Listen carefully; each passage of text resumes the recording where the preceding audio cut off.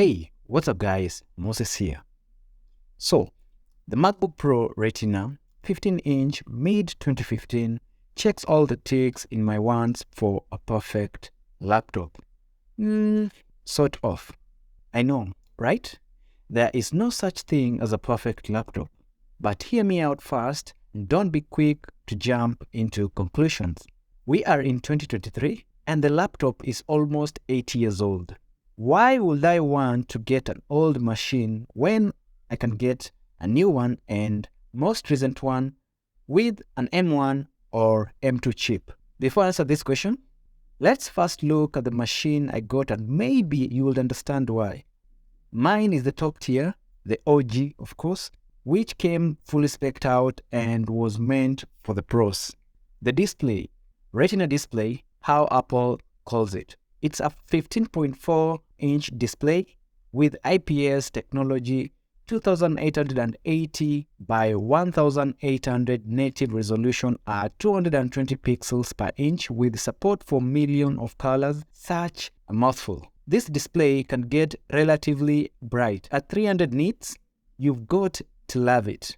Going by the display's specifications, it is clear that this machine was way ahead of its time when it was first released. And boy oh boy, does it make heads move today? That is a million question that I'm trying to answer. The FaceTime HD camera is a 720p and nothing to wow you as a consumer. Just a normal terrible webcam for a laptop. So here where things get a little bit juicier. The processor is a 2.5 GHz quad-core Intel Core i7 processor with a turbo boost up to 3.7 GHz with 6 MB shared L3 cache. The RAM is a 16 GB of 1600 MHz DDR3L. Onboard memory, this means that tasks that require more memory are sorted out, and as a pro consumer, editing on this machine is such fun. Until the fans kick in, then you will understand what jet engines really sounds like. I shoot my content at 1080p and never have I ever experienced lags while using DaVinci Resolve 18 as my go-to editing program. My machine has a 512 GB of PCIe-based flash storage, which is fast but not fast enough as the NVMe SSDs. Resolve heavily relies on graphics cards presence, and guess what? Here we have both the Intel Iris Pro graphics for lighter tasks and AMD Radeon R9 M370X with 2 GB of GDDR5 memory.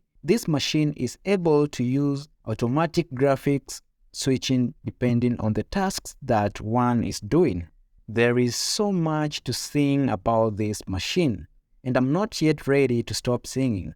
We get a full-sized backlit keyboard with ambient light sensors. Typing on this Mac is a dream come true. The travel spacing is what you've been dreaming about, and the trackpad can give you chills and goosebumps. It is just a perfect machine. Force touch trackpad for precise cursor control and pressure sensing capabilities, enables force clicks, accelerators, pressure sensitive drawing, and multi-touch gestures. The laptop is charged using a MagSafe 2 power port. Supports up to 85 watts. This means that built-in 99.5 watts hour lithium polymer battery will be charged quickly. Pro title given to this machine is well deserved because of the selection of ports in this machine. MagSafe 2 power port, 2 Thunderbolt 2 ports up to 20 GB per second, 2 USB 3 ports up to 5 GB per second, HDMI port, 3.5mm audio jack, and a card slot. Here are the things that you need to know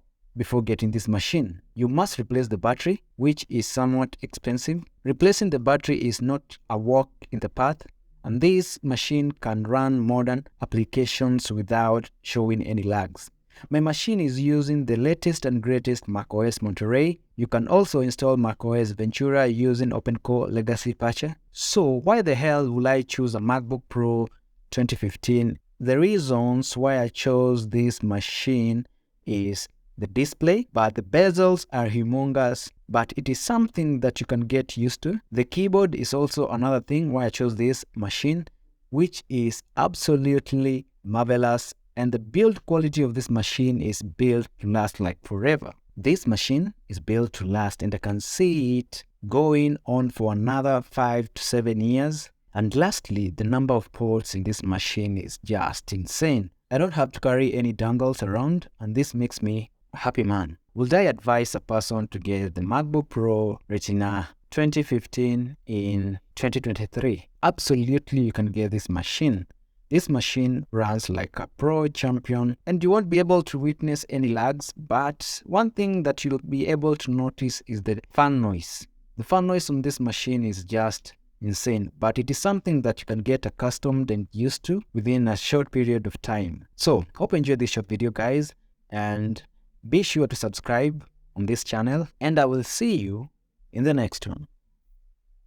Peace.